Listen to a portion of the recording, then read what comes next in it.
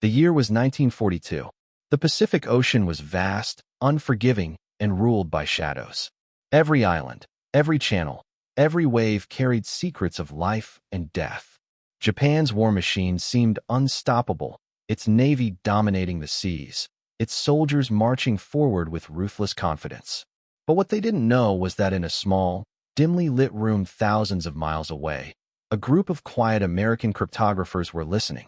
Not with guns, not with bombs, but with pencils, papers, and machines that clicked and hummed in the night. One message, a single coded transmission intercepted on a crackling radio frequency, would change everything. It carried Japan's most guarded plans. And once the Americans broke its code, the fate of thousands was sealed. This was no ordinary victory. It was a chess game played in blood, where one side believed they were the hunters, but in truth, they were already the prey. For Japanese ships, carrying soldiers who had no idea their doom was already written, sailed confidently into the Pacific. None of them would ever return. This is the story of how 3,000 Japanese lives were lost in a single stroke of American intelligence, when silence, patience, and genius became deadlier than guns. The war in the Pacific wasn't only fought with steel and fire. Behind the front lines, far from the roar of cannons, another battle was raging, a silent, invisible war of codes. Deep inside Pearl Harbor's intelligence headquarters, a team of cryptanalysts huddled over intercepted Japanese messages. They called it Magic, the American program designed to unravel the secrets of Japan's high-level communications. At first glance, the intercepted message was nothing more than a meaningless string of numbers and letters. But the Americans knew better. Every character held weight. Every symbol carried blood. Hours stretched into days as these men and women fought with logic and intuition, chasing patterns in the noise. Slowly, the puzzle began to reveal itself. Then it happened. The code broke. The message spoke of a Japanese convoy for heavily armed ships carrying reinforcements and supplies across the Pacific. Their destination was clear: to fortify positions that threatened American control. Their schedule was precise, their confidence unshaken. They believed the sea was theirs. But in decoding that single message, America had done something far greater than discovering a plan. They had stolen fate itself. Admiral Chester Nimitz received the decoded intelligence with grave attention. Every detail mattered: the route, the timing, the strength of the convoy. He knew the opportunity was golden, but also fleeting. If the Americans struck too early, they risked exposing their code-breaking ability. If they struck too late, the Japanese would reinforce their island strongholds, and thousands of Allied lives would be at risk. The decision was made.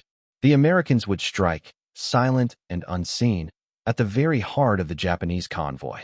For ships, each carrying nearly 750 men, would never make it to their destination. The U.S. submarines and bombers would lie in wait, armed with torpedoes and bombs, ready to turn the ocean into a graveyard. The Japanese had no idea. They sailed under the stars, their soldiers singing songs of homeland, their officers confident in their mission.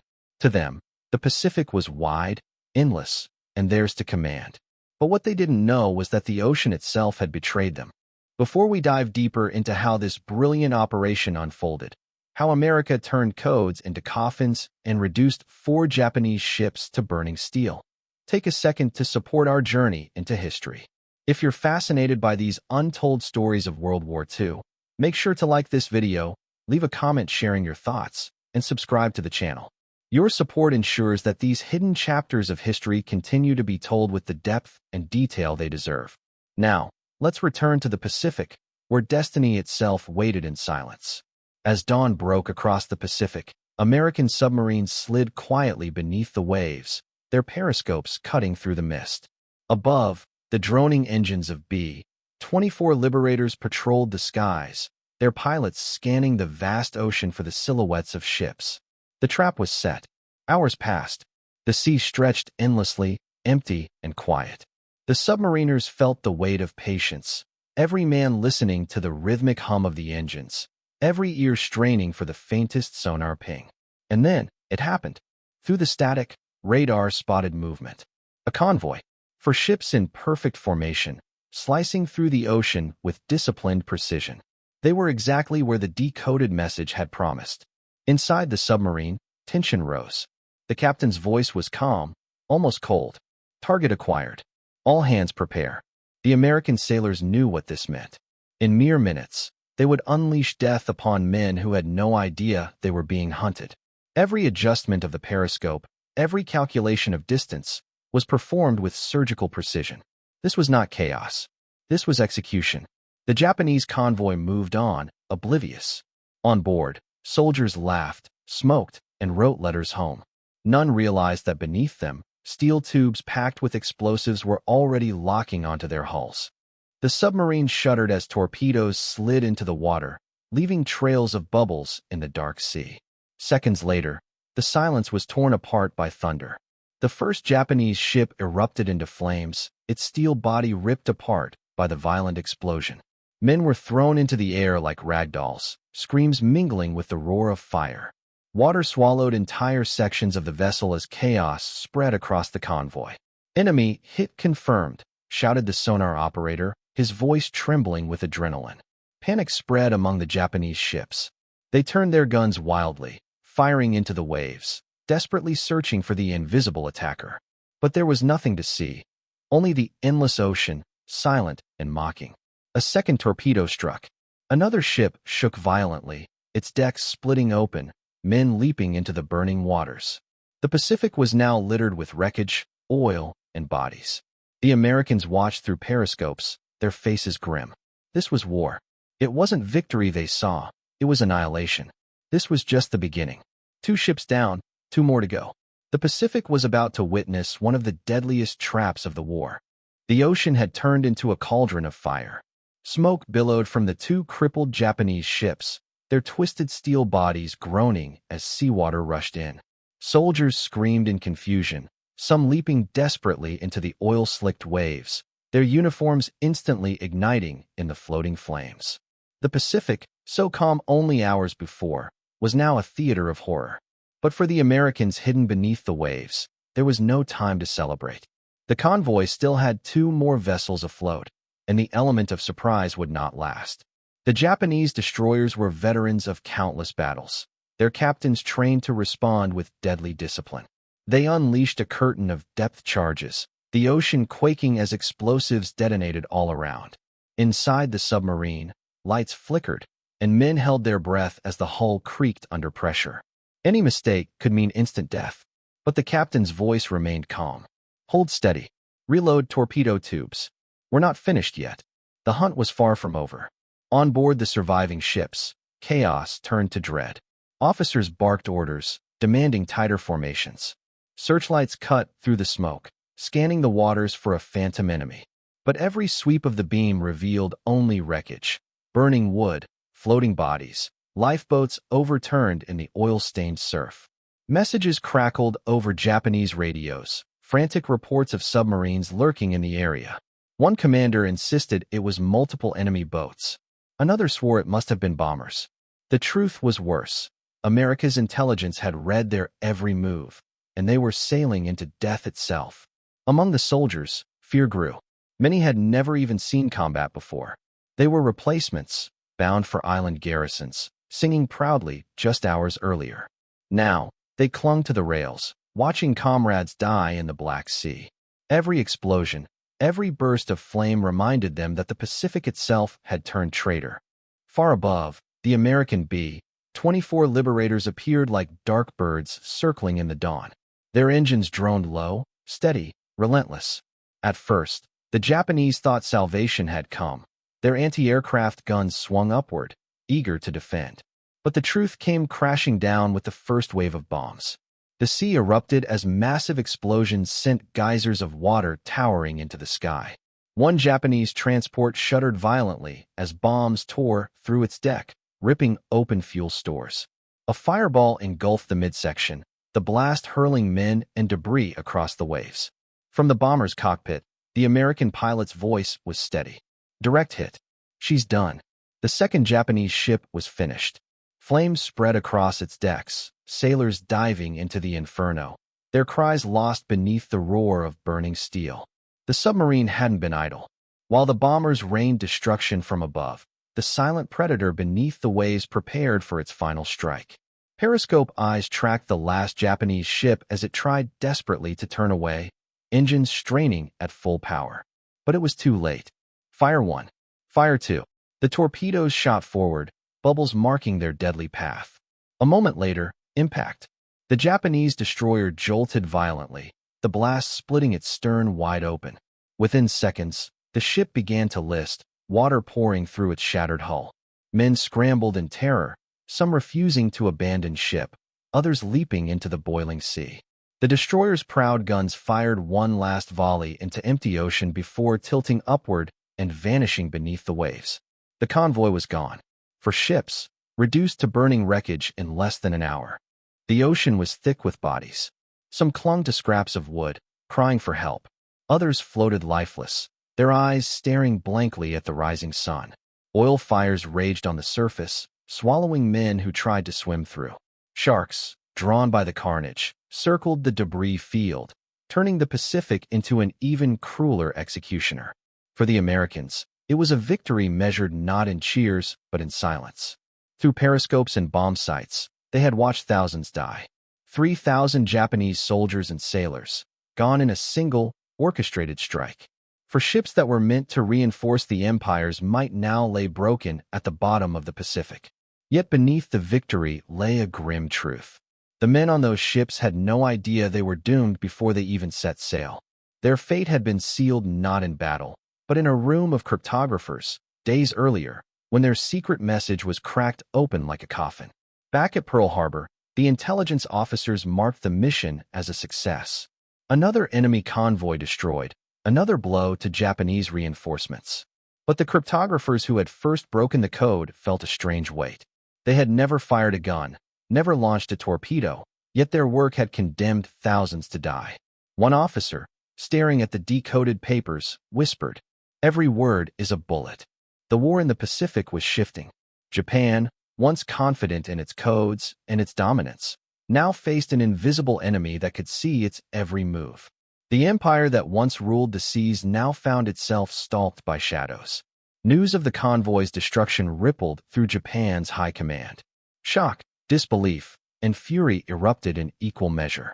How could America know their plans so precisely? How had 4 ships vanished without warning? Suspicion turned inward. Was there a traitor in their ranks? Had spies infiltrated their communications? No one dared whisper the truth, that the unbreakable codes of the rising sun had been shattered. For the first time, Japan felt truly vulnerable.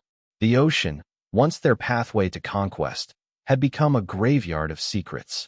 The Pacific was no longer theirs to command. In the war rooms of Tokyo, silence weighed heavier than any explosion. Reports had arrived, 4 ships gone, 3,000 soldiers dead, and no survivors able to explain how the Americans struck with such precision. The Imperial Navy's admirals stared at each other, their faces pale with disbelief. Admiral Yamamoto's shadow still lingered over every decision. Months earlier, the brilliant strategist had been killed when his plane was ambushed mid-flight, another operation that many suspected had been made possible by leaks. Now, with the latest disaster, suspicion thickened into paranoia. "Impossible," one officer muttered, his voice trembling. "Our codes are sacred. They cannot be broken." But the evidence lay at the bottom of the Pacific, burning steel and floating corpses. Someone, somehow, was reading their most guarded secrets. While guns thundered across island beaches and bombers roared through Pacific skies, another war raged quietly. One fought in dimly lit rooms by men and women who never set foot on a battlefield. This was the war of cryptography. At Pearl Harbor's intelligence center, young Americans hunched over intercepted Japanese transmissions. Every coded message that passed through enemy radios became a puzzle to be cracked. Patterns were studied, phrases dissected, mistakes exploited. Day and night, the machines clicked and whirred, spitting out fragments of meaning that could tip the balance of entire campaigns. It wasn't glamorous. There were no medals pinned for sitting at a desk, no parades for the sleepless nights of scribbling numbers and letters. But without these hidden warriors, the Pacific's victories would have been impossible. The ambush of the 4 Japanese ships was proof. The Americans had known the exact time, the exact course, and the exact composition of the convoy. It wasn't luck, it was science, patience, and brilliance disguised as ink on paper. In the barracks of Naval, the Japanese soldiers felt the ripple effects. Rumors spread like wildfire. Survivors from earlier battles whispered that the Americans always seemed to know when convoys would sail. Men muttered that perhaps the gods themselves had abandoned Japan. Officers tried to maintain discipline, but fear is contagious. Every new mission carried a shadow of doubt. Was the enemy already waiting for them? Were their plans doomed before they even left port? Japan's once unshakable morale was beginning to crack. Confidence gave way to caution, and caution in war can be fatal. For the Americans, the success was more than just the sinking of 4 ships. It was validation, proof that the codebreakers' endless toil was worth every hour. Now, commanders trusted the intelligence fully. Every intercepted message became an opportunity, every decoded phrase a weapon sharper than any blade. Convoys were ambushed. Supply runs were intercepted. Reinforcement efforts collapsed before they even began. The Japanese, masters of naval maneuver and deception, suddenly found themselves predictable prey. And as the U.S. Navy's submarines stalked from below, bombers struck from above, and island-hopping Marines closed in from every side, Japan's empire began to shrink. On the surviving Japanese ships, paranoia took root. Captains ordered radio silence, terrified that even a single transmission would give away their position. Some commanders even smashed their radios, relying instead on runners and signal flags. But the ocean was vast, and silence alone could not protect them. The Americans did not need noise to find them. They had already broken the code. Each voyage became a gamble. Soldiers boarded ships, knowing they might never reach their destination.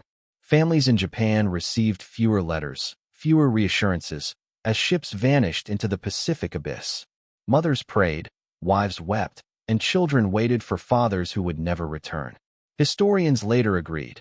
The destruction of that single convoy, those 4 doomed ships, marked more than just a tactical win. It was a psychological blow of immense proportions. 3,000 lives were gone. But more importantly, the myth of Japan's invincibility had cracked. For an empire built on pride, that wound was deeper than steel or fire could inflict.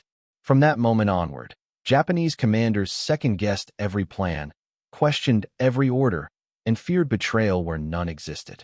Doubt became their silent enemy. And in war, doubt kills. On the night following the disaster, survivors washed ashore on remote islands. Exhausted, burned, and terrified, they carried stories that spread like poison. They knew we were coming. The Americans were waiting. There is no safety at sea. These whispers reached back to Tokyo, feeding the growing fear. The Imperial Navy began to suspect what it dared not admit. Their codes, their lifeline of war, had been compromised. But by the time they realized, it was too late. America's grip tightened every day, and the Pacific itself seemed to conspire against them. The ocean had become a graveyard, and its tombstones were ships painted with the rising sun. After the convoy disaster, Japan could no longer deny the truth. Something, somewhere, was broken. Their codes, believed to be unbreakable, were bleeding secrets to the Americans. The Japanese high command scrambled to respond. New ciphers were drafted, stricter protocols enforced, and officers warned that even the smallest slip could doom thousands. Couriers were ordered to hand-deliver critical orders rather than send them by radio. Naval bases trembled under the weight of secrecy. But the damage had been done. Every code change took time, and the Americans, now confident, methodical, and relentless, were always a step ahead. Codebreakers at Pearl Harbor and Washington had already learned the patterns, the rhythms, the human errors that inevitably crept into even the most complex systems. Every time Japan built a wall, America was already climbing over it. With each decoded transmission, the Americans tightened their grip on the Pacific. No longer did they fight blind. Instead, they struck with purpose, each assault guided by the whispers of intercepted signals. Submarines lurked where they knew Japanese supply convoys would sail. Carrier groups launched raids at exactly the right hour. Island garrisons waiting for reinforcements discovered instead that their relief ships had been turned into smoldering wrecks at sea. The Pacific, once a theater of vast uncertainty, now belonged to the Americans. It was as if they could see through the fog of war, every enemy move revealed before it was made. For Japan, the effect was devastating. Ships starved of fuel. Soldiers went hungry. Ammunition stockpiles dwindled. And in the shadows, fear grew, not of bullets or bombs, but of secrets whispered to the enemy. The true weapon of war is not steel nor fire, but the human spirit. Once it breaks, no army can stand. On the front lines, Japanese soldiers began to notice the pattern. Every time they prepared for battle, the enemy was already there. Every time they planned a surprise, the surprise was turned back on them. It is as if the Americans walked beside us, one officer muttered bitterly, staring at the ashes of a sunk destroyer. Rumors spread like wildfire. Was there a traitor in their ranks? Had the gods abandoned them? Was destiny itself against Japan? The once unshakable pride of the Imperial Navy began to crumble. Men who once sailed with confidence now stepped aboard ships with the silent dread of men boarding coffins. In Washington, commanders celebrated not just the tactical wins, but the deeper, quieter victory, Japan's loss of faith in itself. Every intercepted message didn't just sink ships, it sowed despair. Every ambush wasn't just a military strike. It was proof to the Japanese that their empire was bleeding from within. The Americans knew that morale was as important as munitions. And with every success, they spread propaganda across the Pacific, reminding Japan of their losses, whispering that resistance was futile. Even in Tokyo, where censors controlled the news, rumors slipped through. Families whispered about convoys that never returned, about husbands and sons swallowed by the sea, about an enemy who seemed to know everything. Japan was learning the cruelest truth of war. Sometimes, defeat begins in the mind. By the time Japan attempted to completely overhaul its codes, the balance of the Pacific had already shifted. The Americans no longer feared Japan's fleets. They hunted them. The skies belonged to American bombers. The seas belonged to American submarines. The islands, one by one, fell to American Marines. The convoy that lost 4 ships and 3,000 men had been a single blow in a larger war, but its echoes stretched across oceans.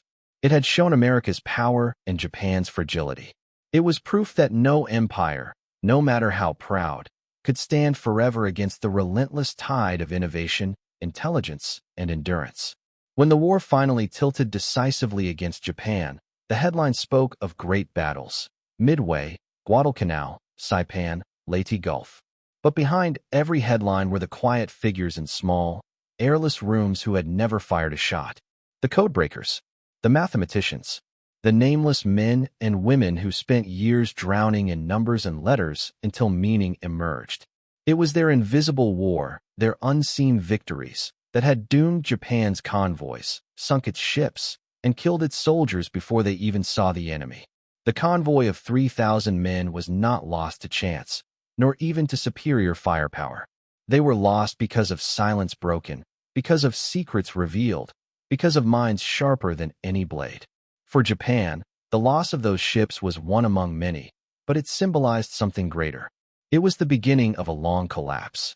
An empire that had once dreamed of dominating the Pacific now found itself shrinking, bleeding, gasping for survival. And for the soldiers who boarded those ships, trusting their leaders and their codes, it was the end of everything.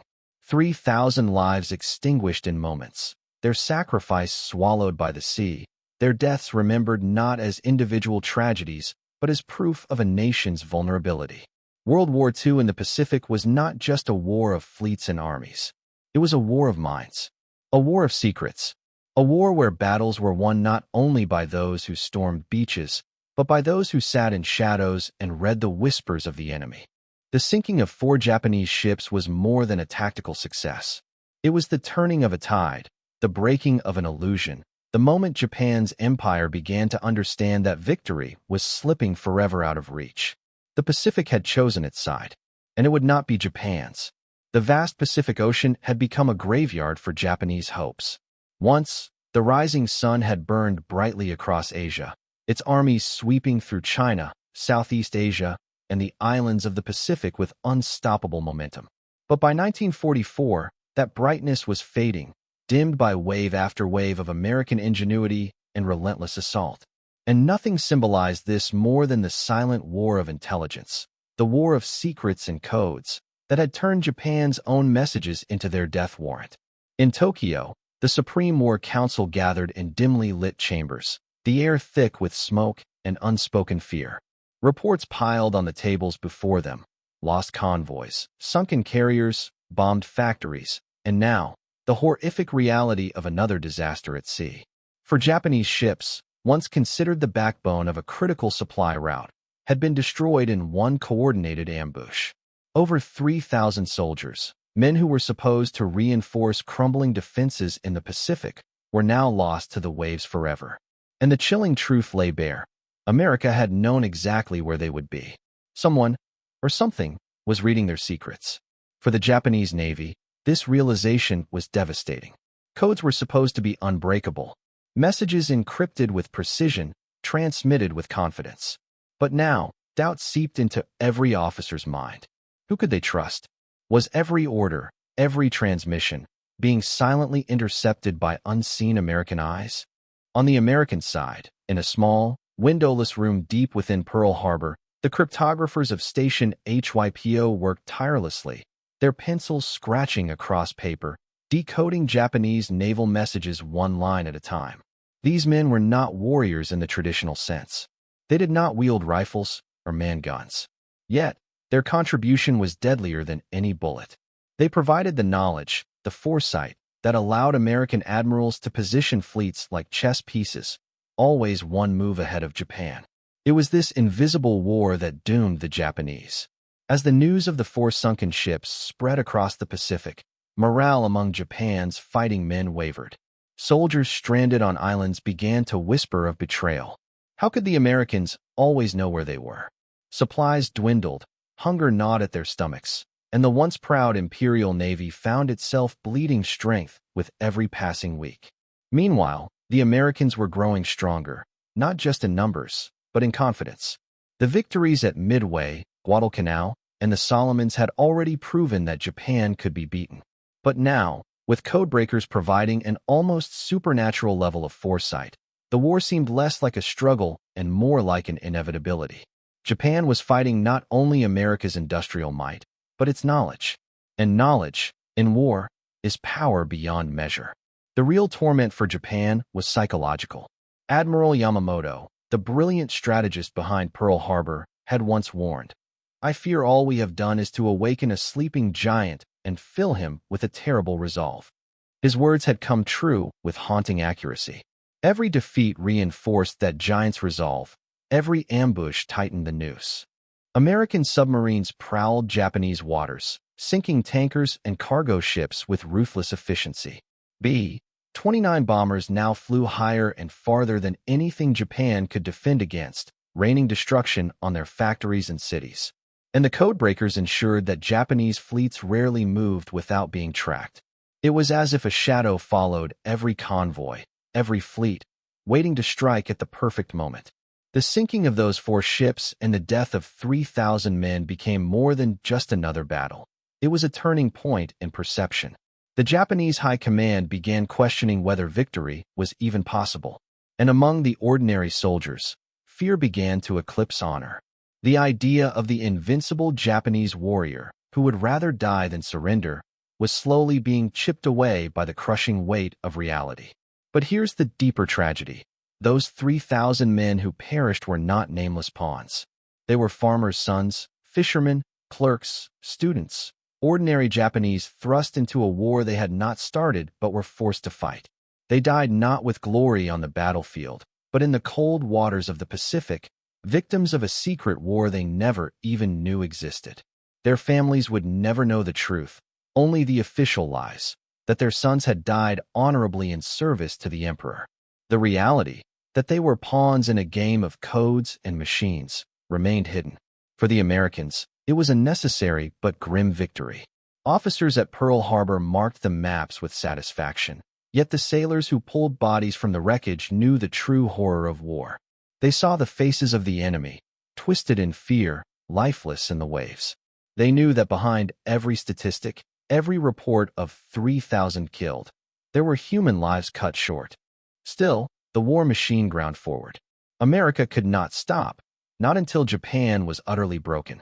And with each decoded message, with each ambush, with each victory, the noose tightened.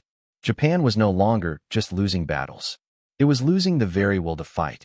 And as 1944 turned into 1945, the question was no longer if Japan would fall, but how much destruction would come before the end. The Pacific War had become a theater of inevitability. By the time 1945 dawned, Japan was not fighting for victory anymore. It was fighting for survival. The loss of 4 ships and 3,000 soldiers to America's codebreakers had been one of many devastating blows.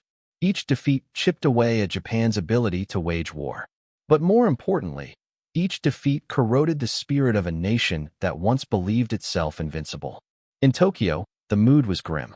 Ministers who once spoke of conquest now whispered about desperation. Factories lay in ruins, bombed from 30,000 feet by B-29 superfortresses that Japan could neither intercept nor destroy. The Imperial Navy, once the pride of Asia, was reduced to fragments. Its mighty carriers sunk, its destroyers crippled, its submarines hunted down with merciless precision. And yet, perhaps the most haunting weapon America wielded was invisible. The codebreakers, working tirelessly in silence, continued to pull threads of Japanese communication, unraveling their every move. Convoys meant to reinforce starving garrisons were intercepted. Battleships sent to strike back were met with ambush. Even aircraft deployments became predictable, neutralized before they could inflict damage. It was as if the Americans could see into the future. For Japanese commanders, this realization bred paranoia. Orders were sent by courier instead of radio. Delays piled up. Confusion spread like wildfire. But the war machine had no room for hesitation.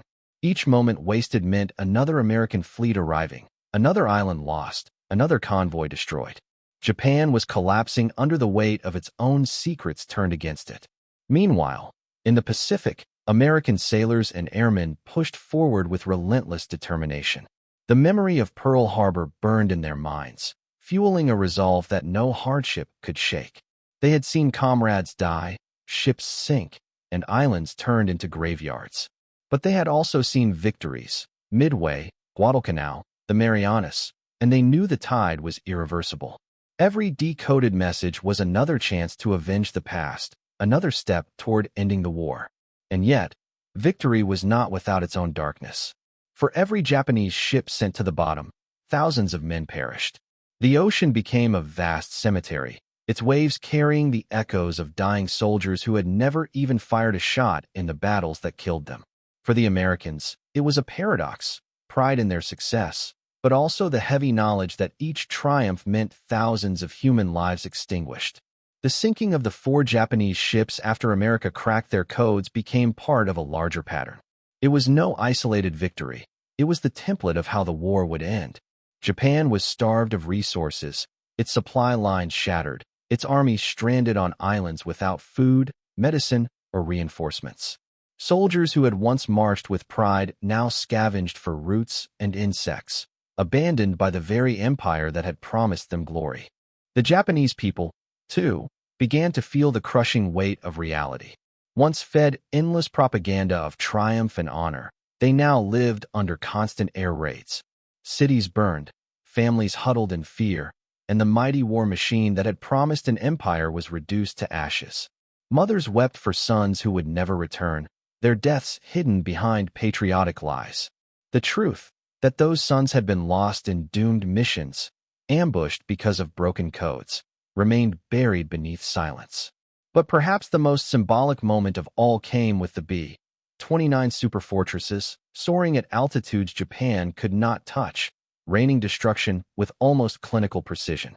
These steel giants represented the final chapter of Japan's war, a reminder that America's industrial and technological superiority was now insurmountable.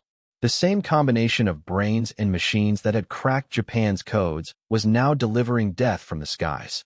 For Japan, it was no longer just a war of ships and guns. It was a war against inevitability. And then came the ultimate silence. August 1945. Hiroshima, Nagasaki. The final blow. Though the atomic bombs ended the war in a matter of days, the truth was that Japan had already been broken long before the mushroom clouds rose into the sky. The loss of supply lines, the starvation of its troops, the collapse of its navy, and the relentless precision of American intelligence had doomed the empire months earlier. The bombs were the last strike, but the unraveling had begun the moment America learned to read Japan's secrets. When Japan finally surrendered, it was not just to American firepower. It was to the crushing inevitability that had stalked them since their codes were first broken. They had been outthought, outproduced, and outfought. Looking back, the sinking of those 4 ships and the death of 3,000 soldiers stands as more than just a tactical victory. It is a haunting symbol of how wars are won not only on battlefields but in the shadows. Behind every explosion, behind every sinking, there are minds at work, quiet, determined, and relentless. America's cryptographers, sitting in rooms thousands of miles away, had wielded a weapon more powerful than any bomb: knowledge. For the families of those Japanese soldiers, there was only grief. For the American families who waited for their sons to return, there was hope renewed. And for history, there was a lesson written in blood and silence: that war is not only about courage, but about information. And in the Pacific, information had doomed an empire. And so the Pacific Ocean, once filled with dreams of empire, became the resting place of thousands, soldiers, sailors, airmen, caught in the tidal wave of history. The water still carries their memory, silent and eternal. The story of America decoding Japan's secret message is not just about ships sunk or soldiers lost. It is about the turning of the tide, the collapse of an empire, and the triumph of a strategy that combined human ingenuity with unbreakable resolve. It reminds us that sometimes the sharpest weapon in war is not a blade, a bullet, or a bomb, but a secret uncovered at the right moment. This was the war in the shadows. This was the battle of codes. This was the moment Japan's fate was sealed.